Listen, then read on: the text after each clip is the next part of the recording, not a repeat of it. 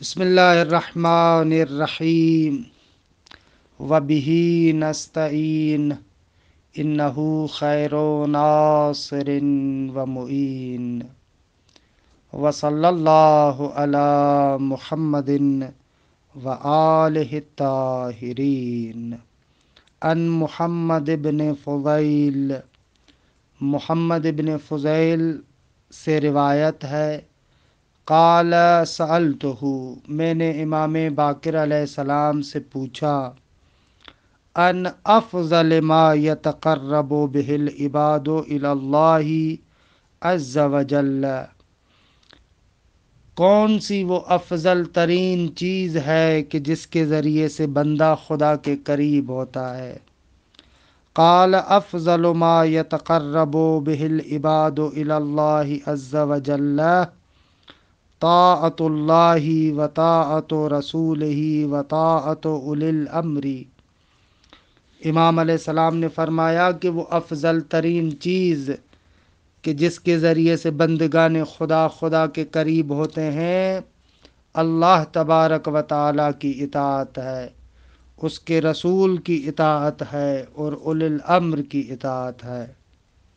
قال ابو جعفر علیہ السلام، امام باقر علیہ السلام نے فرمایا، حبنا ایمان و بغضنا کفر، ہماری محبت ایمان ہے اور ہمارا بغض کفر ہے۔ اصول کافی جلد نمبر 1 صفحہ نمبر 144 حدیث نمبر 12۔ خوب الحمدللہ، خداوند منان کے لطف و کرم سے ہماری گفتگو اصول فقہ میں مقصد اول، باب ثانی اور مبحث ثانی میں تھی، یعنی صیغہ امر کے بارے میں۔ اولین مسئلہ صیغہ امر کے بارے میں، صیغہ امر کا معنی تھا کہ عرض کیا کہ صیغہ امر کا معنی اور مفہوم وہی نسبت بعثیہ یا نسبت طلبیہ ہے۔ مبحث دوم، صیغہ امر کس چیز کے اندر ظہور رکھتا ہے؟ آیا وجوب کے اندر ظہور رکھتا ہے، استحباب کے اندر ظہور رکھتا ہے، کس کے اندر ظہور رکھتا ہے؟ خوب یہاں پر بھی دو مقام میں گفتگو ہے۔ مقام اول، صیغہ امر کا ظہور کس چیز میں ہے؟ مقام دوم، منشأ ظہور کیا ہے؟ فرماتے ہیں کہ مقام اول، صیغہ امر کا ظہور کس چیز میں ہے؟ خوب کبھی کبھار کیا ہوتا ہے، قرائن سے پتہ چلتا ہے کہ صیغہ امر کا معنی یہاں پر وجوب ہے، یعنی ظہور رکھتا ہے وجوب میں۔ کبھی کبھار قرائن سے پتہ چلتا ہے صیغہ امر یہاں پر استحباب میں ظہور رکھتا ہے۔ جہاں پر قرائن سے پتہ چلے وہاں پر تو گفتگو نہیں ہے، وہ تو مطلب روشن ہے۔ بحث اس مورد میں ہے کہ جہاں پر کوئی قرینہ نہیں ہے، خالی امر ہے، تو اب کس چیز کے اندر ظہور رکھے گا؟ خوب یہاں پر مختلف اقوال ہیں۔ اکثر علماء کہتے ہیں قرائن اگر نہ ہو تو صیغہ امر وجوب میں ظہور رکھتا ہے۔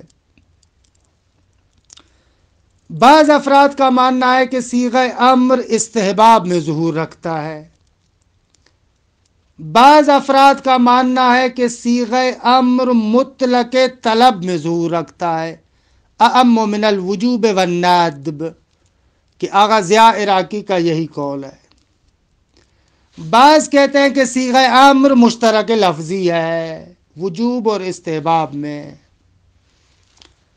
آغا مظفر فرماتے ہیں کہ آغا ہماری نگاہ میں اگر کوئی قرینہ نہ ہو، خالی صیغہ امر ہو تو وہ ظہور رکھتا ہے وجوب میں۔ مطلب کو آسان سمجھتے ہوئے اس پر دلیل قائم نہیں کرتے۔ خوب دلیل بھی وہی بنائے عقلائے دیگے کہ صیغہ امر جب قرائن سے خالی ہو تو عقلاء اس سے وجوب کا استفادہ کرتے ہیں۔ اس کا بہترین شاہد بھی یہی ہے کہ اگر بندہ اس امر کی مخالفت کرے تو اس کو معصیت کار سمجھتے ہیں، مستحق کے مذمت قرار دیتے ہیں۔ خب یہاں سے پتہ چلا کہ صیغہ امر ظہور رکھتا ہے وجوب میں۔ خب یہ تو اتنا مشکل مسئلہ نہیں ہے۔ مقام دوم، منشأ ظہور کیا ہے؟ یہاں پر مشہور 3 قول ہیں۔ ایک، اگر منشأ ظہور وضع واضح ہے، یعنی واضح لغت عرب نے صیغہ افعل کو وضع کیا ہے کہ وجوب پر دلالت کرے، لہذا اگر اس اعتبار سے استحباب میں کئی صیغہ امر استعمال ہوتا ہے یعنی مجاز ہے۔ خب یہ مشہور قدماء کا قول ہے۔ 2، صیغہ امر جو ظہور رکھتا ہے وجوب میں، منشأ ظہور اطلاق ہے، انصراف ہے، کیونکہ ان کے اعتبار سے صیغہ امر کا معنی آغا مطلق طلب ہے۔ اب طلب کے 2 فرد ہیں، ایک طلب وجوبی کہ طلب کا شدید مرتبہ ہے، اور دوسری طلب استحبابی کہ طلب کا ضعیف مرتبہ ہے۔ اب جب کہ مطلق طلب میں استعمال ہوا ہے، کوئی قرینہ بھی نہیں ہے، تو یہ طلب فرد اکمل کی طرف انصراف رکھتی ہے۔ فرد اکمل وہی وجوب ہے۔ خوب یہ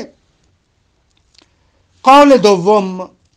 پس اس بنا پر وجوب معنی موضوع اللہ کا جز نہیں ہے۔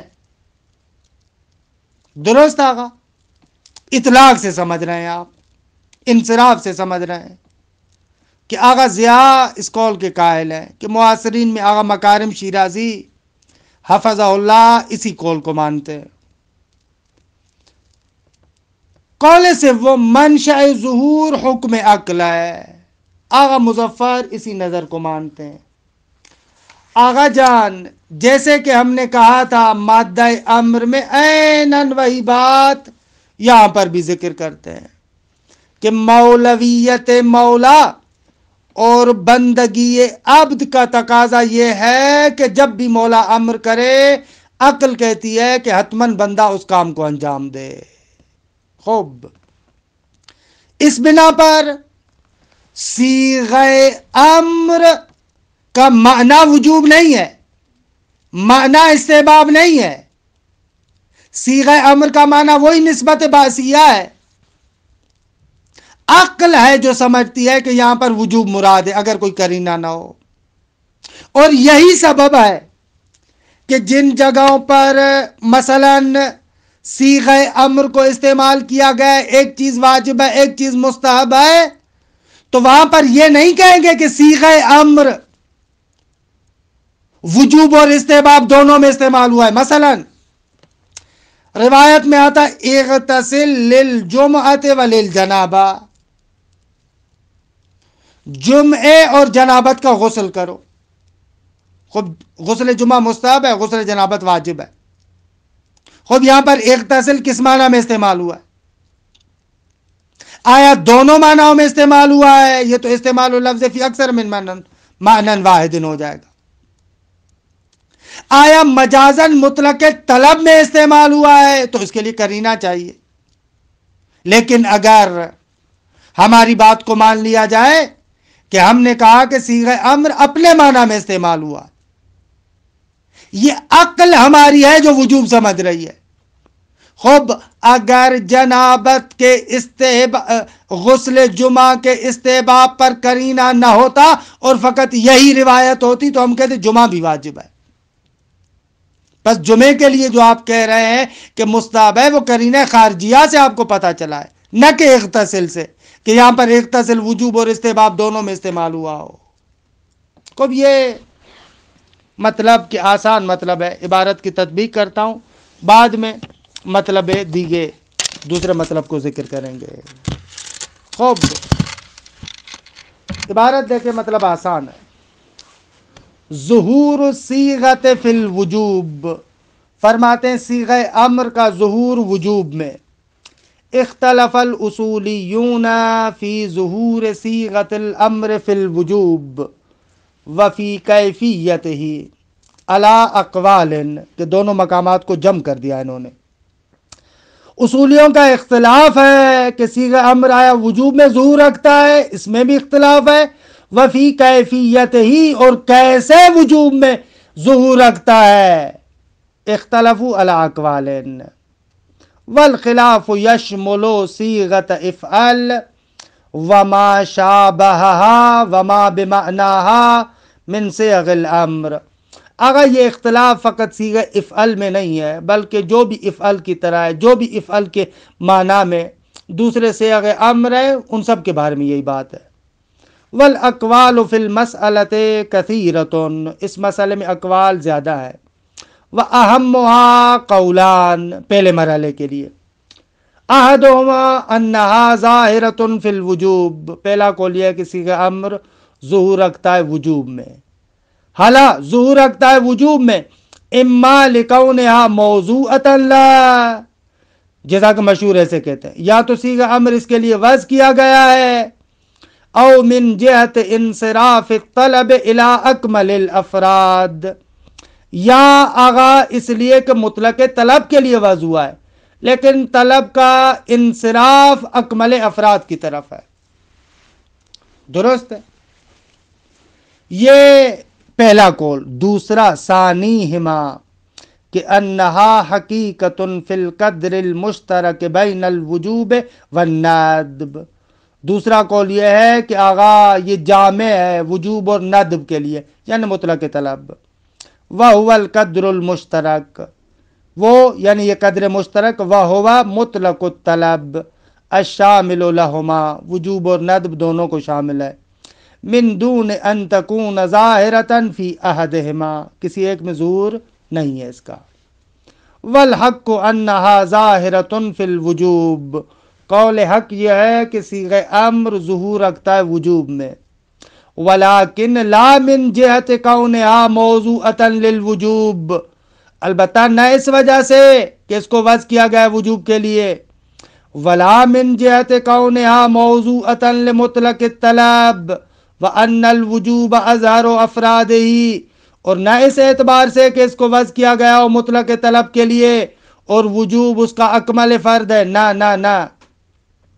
وَشَأْنُهَا فِي ظُهُورِهَا فِي الْوُجُوبِ شَأْنُ مادۃ الامر علی ما تقدم هناک، آغا صیغہ امر کا ظہور جو وجوب میں ہے، اس کی شانیت وہی ہے جو مادہ امر کی تھی، جیسے پہلے کہا تھا۔ وہ کیا تھا ما تقدم ہناک، من ان الوجوب یستفاد من حکم العقل، کہ وجوب کو ہم حکم عقل سے سمجھتے ہیں۔ باللزوم اطاعت امر المولا ووجوب الانبعاث عن بعث، کہ واجب ہے مولا کے امر کی اطاعت کی جائے، اور واجب ہے کہ اگر وہ بعث کرے تو ہم منبعث ہوں۔ کیوں واجب ہے؟ قضاء لحق المولویت والعبودیہ، مولویت اور بندگی کا حق یہی ہے۔ ما لم یرخص نفس المولا بالترک، جب تک کہ بذات خود مولا اس کے ترک کی اجازت نہ دے۔ وَيَأْذَنْ بِهِ، یعنی ما لم یأذن بِهِ، جب تک کہ اس کے لیے اذن نہ دے، ترک کا اذن نہ دے تو ہمارے لیے ضروری ہے اس کو انجام دیں۔ وَبِدُونِ التَّرْخِيصِ فَالْأَمْرُ لَوْ خُلِّيَ وَتَبْعَهُ شَأْنُهُ أَنْ يَكُونَ مِن مَصَادِیقِ حُکْمِ الْعَقْلِ بِوُجُوبِ الطَّاعَةِ، فرماتے ہیں کہ اگر ترخیص نہ ہو اور امر، حالا لو خُلِّيَ وَتَبْعَهُ، فقط خالی امر کو دیکھیں تو اس کی شأنیت یہ ہے کہ یہ مصادیق حکم عقل میں سے ہے، علی حکم عقل بوجوب الطاعة، فیکون الظہور ھذا لیس من نحو الظہورات اللفظیہ، پس یہ ظہور ظہورات لفظیہ میں سے نہیں ہے کہ لفظ ایک معنی کے اندر ظہور رکھتا ہو، نہ اس باب سے نہیں ہے۔ وَلَا الدَّلَالَةُ ھذِهِ عَلَى الْوُجُوبِ مِن نَوْعِ الدَّلَالَاتِ الْكَلَامِيَّةِ، اور یہ جو وجوب پر دلالت ہے یہ بھی دلالت کلامیہ نہیں ہے کہ ایک کلام ایک معنی پر جیسے دلالت کرتا ہے، نہ ایسے نہیں ہے۔ کیوں؟ اس لیے کہ از صیغۃ الامر کمادۃ الامر، مادہ امر کی طرح صیغہ امر لا تستعمل فی مفہوم الوجود، فی مفہوم الوجوب، یہ صیغہ امر مفہوم وجوب میں استعمال نہیں کیا گیا، لا استعمالا حقیقیا ولا مجازیا، نہ ہی استعمال حقیقی نہ ہی استعمال مجازی، کیونکہ لأن الوجوب کالندبی امر خارج عن حقیقت مدلولہا، کیونکہ وجوب استحباب کی طرح صیغہ امر کے مدلول اور معنی سے خارج ہے، حقیقت مدلول سے خارج ہے، معنی موضوع اللہ کا جز نہیں ہے، ولا من کیفیات ہی و احوال ہی، مدلول کی کیفیات اور احوالات میں سے بھی نہیں ہے۔ وتمتاز الصیغۃ عن مادۃ کلمۃ الامر، بلکہ صیغہ امر میں تو مادہ امر کی نسبت سے ایک اور خصوصیت بھی ہے، وہ یہ کہ ان الصیغۃ لا تدل الا علی النسبۃ الطلبیہ کما تقدم، عرض کیا کہ صیغہ امر معنی غیر مستقل پر دلالت کرتا ہے، نسبت طلبیہ پر دلالت کرتا ہے، فہی بطریق اولا لا تصلح للدلالۃ علی الوجوب، یہ صیغہ امر تو بطریق اولا وجوب پر دلالت نہیں کرے گا۔ بھائی مادہ امر کے لیے آپ کہہ سکتے ہیں اس کا معنی مستقل ہو سکتا ہے، لیکن آپ صیغہ امر جس کا معنی غیر مستقل ہے، جب مادہ امر بھی وجوب پر دلالت نہیں کر رہا تھا تو صیغہ امر تو بطریق اولا اس پر دلالت نہیں کرے گا۔ حالا وجوب کیا ہے؟ الذی ہوا مفہوم اسمی، یعنی ای مستقل، کہ وجوب تو ایک مفہوم اسمی اور مستقل ہے، وقد الندب، اسی طریقے سے ندب بھی معنی اسمی اور مستقل ہے۔ صیغہ امر معنی غیر مستقل پر دلالت کرتا ہے، کیسے ہو سکتا ہے کہ معنی مستقل پر دلالت کرے؟ وعلی ھذا، اس بنا پر فالمستعمل فیہ الصیغہ علی کلا الحالین الوجوب والندب، المستعمل فیہ الصیغہ واحد لا اختلاف فیہ، اس بنا پر جو صیغے کا مستعمل فی ہے دونوں حالتوں میں، وجوب اور ندب والی صورت میں ایک ہی ہے، ایک ہی معنی میں استعمال ہوا ہے، وہ ہے نسبت بعثیہ۔ واستفادۃ الوجوب علی تقدیر تجردها عن القرینۃ علی اذن الامر بالترک انما ہی بحکم العقل کما قلنا، اور وجوب کا استفادہ آغا انما ہی بحکم العقل، یہ عقل کے ذریعے سے ہے۔ حالانکہ استفادہ وجوب کا کس صورت میں؟ علی تقدیر تجردها عن القرینہ، جب وہ قرینے سے خالی ہو۔ قرینہ کس بات پر؟ علی اذن الامر بالترک، کہ آمر نے ترک کی اجازت دی ہو، یہ والا قرینہ، جب اس قرینے سے خالی ہو تو یہ حکم عقل کے ذریعے سے وجوب کا استفادہ ہوتا ہے۔ اذ ہوا من لوازم صدور الامر من المولا، اگر مولا کا امر ہے وہ آیا ہے تو اس کا لازمہ یہی ہے۔ وَيَشْهَدُ لِمَا ذَكَرْنَاهُ من کون المستعمل فیہ واحدا فی مورد الوجوب والندب، یشہد ماذا یشہد؟ ما جاء فی کثیر من الاحادیث من الجمع بین الواجبات والمندوبات بصیغۃ واحدۃ وامر واحد واسلوب واحد مع تعدد الامر۔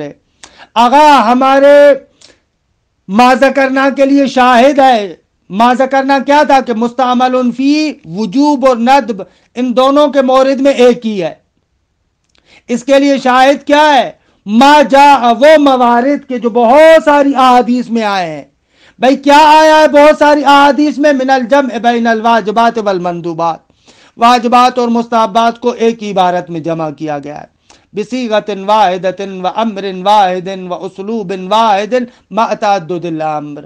مثلا واغتسل للجمعۃ والجنابہ، امر ایک ہے، خوب ایک جمعے کی نسبت سے استحباب، جنابت کی نسبت سے وجوب، خوب ولو کان الوجوب والندب من قبیل المعنیین للصیغہ، اگر اس مورد میں اغتسل للجمعۃ والجنابہ اگر کہا جائے کہ آغا وجوب اور ندب دو معنی ہیں صیغے کے لیے، تو لکان ذالک فی الاغلب من باب استعمال اللفظ فی اکثر من معنی، تو اس صورت میں اغلب موارد میں آپ کو کہنا پڑے گا کہ لفظ کو استعمال کیا گیا ہے ایک سے زیادہ معنوں میں، وہ مستحیل، ہم نے کہا یہ محال ہے۔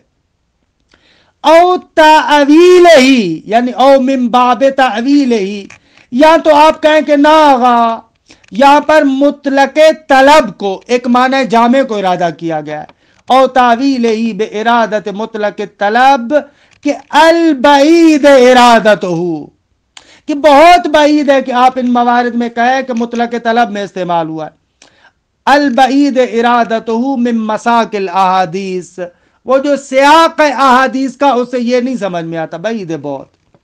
ساتھ اس کے فَإِنَّهُ تَجَوُّزٌ عَلَى تَقْدِيرِهِ، اگر اس کو مان بھی لیا جائے تو بھی مجاز ہے، لا شاہد لہ، اس پر کوئی شاہد بھی نہیں ہے۔ وَلَا يُسَاعِدُ عَلَيْهِ أُسْلُوبُ الْأَحَادِيثِ الْوَارِدَةِ، جو احادیث یہاں پر وارد ہوئی ہیں ان کا اسلوب بھی اس کے ساتھ سازگار نہیں ہے۔ خوب، اسلوب کیوں سازگار نہیں ہے؟ کہ اس کے لیے نقطہ ایک یہ ہے کہ آغا وجوب میں طلب شدت کے ساتھ ہوتی ہے، ندب میں ضعف کے ساتھ ہوتی ہے، وہ معنی نہ دارے آپ ایک جامع معنی میں استعمال کریں اور کہیں کہ مثلاً ایک فرد شدید مراد ہے اور ایک فرد ضعیف مراد ہے، خوب دی کہ خیلی بعید ہے، خوب تمام شود۔ آخر میں دو تنبیہ ذکر کر رہے ہیں۔ تنبیہ اول، اگر وہی مطلب جو ہم نے ذکر کیا تھا کہ بعض موارد میں صیغہ امر کے لیے جملہ خبریہ استعمال ہوتا ہے، لیکن جملہ خبریہ کبھی کبھار اپنے معنی میں استعمال ہوتا ہے کہ غالباً ایسے ہے، ضرب زیدن یعنی زید نے مارا، سیضرب زیدن زید مارے گا، کہ یہاں پر جملہ خبریہ اپنے معنی میں اخبار میں ہے۔ جملہ خبریہ کا معنی کیا ہے؟ وہی حکایت گری، خارج سے حکایت کرنا۔ لیکن کبھی کبھار جملہ خبریہ ظاہر میں اخبار ہے لیکن باطناً و حقیقتاً مقام انشاء اور طلب میں ہے۔ خب جملہ خبریہ دلالت کرتا ہے طلب الفعل پر۔ مثال، ایک راوی امام سے سوال کرتا ہے، مولا میں نے غسل کیا فلاں خرابی ہو گئی، مولا میں نے غسل کیا یا وضو کیا فلاں خرابی ہو گئی، نماز پڑھی فلاں خرابی ہو گئی۔ امام علیہ السلام غسل کے لیے کہتے ہیں یغتسلو، یصلی، یا تغتسلو، تصلی، یا مثلا نماز کے لیے کہا کہ تعیدو۔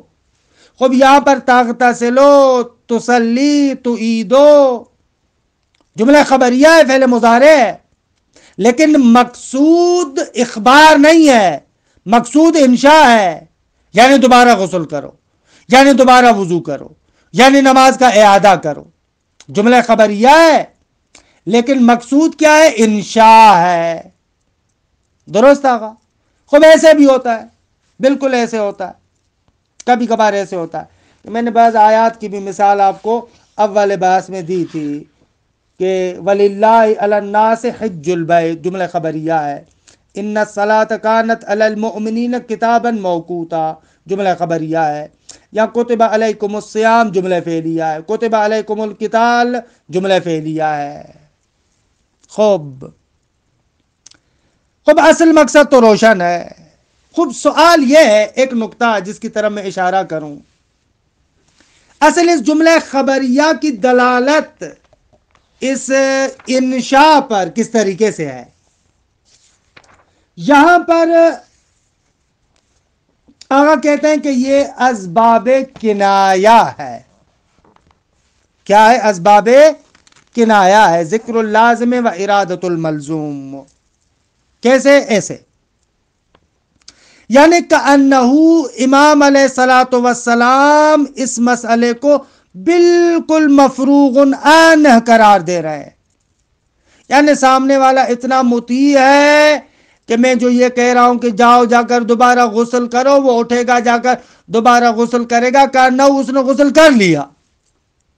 اس اعتبار سے یعنی یوں ہو گیا۔ یہ آپ کے یہاں بھی ہوتا ہے نا، مثلا آپ اپنے کسی بیٹے کو کہتے ہیں کہ بیٹا فلاں کام کرنا، تو وہ کہتا ہے کہ بابا سمجھو کہ ہو گیا، یعنی میں کروں گا۔ یہاں پر بھی اسی طریقے سے ہے۔ اسی لیے بعض حضرات نے کہا ہے کہ جملہ خبریہ کی دلالت امر پر آکد ہے، زیادہ مؤکد تر ہے۔ کیوں؟ اس لیے کہ کنایا ہے، کنایا کے لیے کہتے الکنایۃ ابلغ من التصریح، کنایا تصریح سے زیادہ بلیغ تر ہوتا ہے، اس کی دلالت زیادہ محکم تر ہوتی ہے۔ مثلا ایک مرتبہ آپ کہتے ہیں کہ زید کثیر الرماد، ایک مرتبہ آپ کہتے ہیں زید جواد، زید سخی ہے، یہ تو روشن ہے۔ دوسری مرتبہ آپ کہتے ہیں کہ نا زید کثیر الرماد، آگا اس کے گھر کے سامنے خاکستر زیادہ ہے، اس کی دلالت کہتے ہیں سخاوت پر قوی تر ہے۔ کیوں؟ اس لیے کہ خاکستر اس بات کی دلیل ہے کہ گھر میں لکڑیاں زیادہ جلیں، لکڑیاں زیادہ جلیں یعنی آگ جلی ہے، آگ جلی ہے یعنی زیادہ کھانا پکا، زیادہ کھانا پکا یعنی زیادہ مہمان آئے۔ تو اس کنائے میں کأنہو اس مطلب کے لیے آپ نے دلیل کو بھی گویا کے ذکر کیا ہے۔ تو یہاں پر بھی ایسے ہے، وجوب پر دلالت آکد تر ہے، یعنی تم نے غسل کر لیا یعنی غسل کرو جا کر۔ تنبیان الاول ظہور الجملۃ الخبریہ الدالۃ علی الطلب فی الوجوب، فرماتے ہیں وہ جملہ خبریہ جو طلب پر دلالت کرتا ہے اس کا ظہور فی الوجوب۔ اعلم ان الجملۃ الخبریہ فی مقام انشاء الطلب شأنها شأن صیغۃ افعل، فرماتے ہیں وہ جملہ خبریہ جو مقام انشاء طلب میں ہوتا ہے اس کی شأنیت وہی صیغہ افعل والی ہے۔ فی ظہورہا فی الوجوب، کس بات میں؟ کہ یہ ظہور رکھتے ہیں وجوب میں۔ کما اشرنا الیہ سابقا، جیسے اس کی طرف ابھی اشارہ کیا، کما اشرنا الیہ سابقا بقولنا صیغۃ افعل وما شابہہا، شابہہا ان کی طرف اشارہ ہے۔ والجملۃ الخبریۃ مثل قول یغتسل یتوضأ یصلی، ایسے اس نے کہا کہ مولا بعد سؤال عن شیء کہ یقتضی مثل ھذا الجواب، سوال کیا مولا میرے غسل میں فلاں خرابی ہو گئی، مولا نے کہا یغتسل، مولا وضو میں فلاں خرابی ہو گئی، مولا نے کہا یتوضأ، مولا نماز میں فلاں خرابی ہو گئی، مولا نے کہا یصلی۔ وسر فی ذلک ان الملاۃ فی الجمیع واحد، بھائی کیوں وجوب پر دلالت کر رہا ہے؟ کہہ رہے ملا کے ایک ہے۔ فإنہ اذا ثبت البعث من المولا، جب ثابت ہو گیا کہ مولا کی جانب سے بعث ہے، حالا بأی مظہر کان و بأی لفظ کان، کسی بھی مظہر کے ذریعے سے، کسی بھی لفظ کے ذریعے سے ہو، فلا بد ان یتبعہ حکم العقل بلزوم الانبعاث ما لم یأذن المولا بترکہ، تو دیگے اس کے پیچھے حتماً حکم عقل آئے گا کہ حتماً مجھے منبعث ہونا چاہیے، حتماً مجھے حرکت کرنی چاہیے جب تک کہ مولا اس کے ترک کی اجازت نہیں دیتا۔ بل ربما یقال ان دلالت الجملۃ الخبریۃ علی الوجوب آکد، جملہ خبریہ کی دلالت وجوب پر زیادہ مؤکد تر ہے، لأنہا فی الحقیقت اخبار عن تحقق الفعل، کیونکہ در حقیقت یہاں پر ایک اخبار ہے کہ فعل متحقق ہو گیا ہے، بادعاء ان وقوع الامتثال من المکلف مفروغ عن، کأنہ یہ ہے کہ بابا امتثال مکلف کی جانب سے ایک امر مفروغ عن ہے کہ دیکھئے ہو گیا۔ خوب، ایک اور بحث ہے کہ اس کے بعد ہم لوگ مبحث سوم میں داخل ہو جائیں گے کہ دیکھیے اس کو چلیں ٹھیک ہے، ٹائم ہو گیا ہے، جلسے آئندہ پہ رکھتے، اگرچہ کوئی اتنا مشکل مسئلہ نہیں تھا لیکن بہرحال تصویر مسئلہ، توضیح مسئلہ دیگے وقت میقات کہ آپ کا تھوڑا سا خالی ذہن ہونا ضروری ہے۔ وصلی اللہ علی محمد و اہل بیتہ الطیبین الطاہرین۔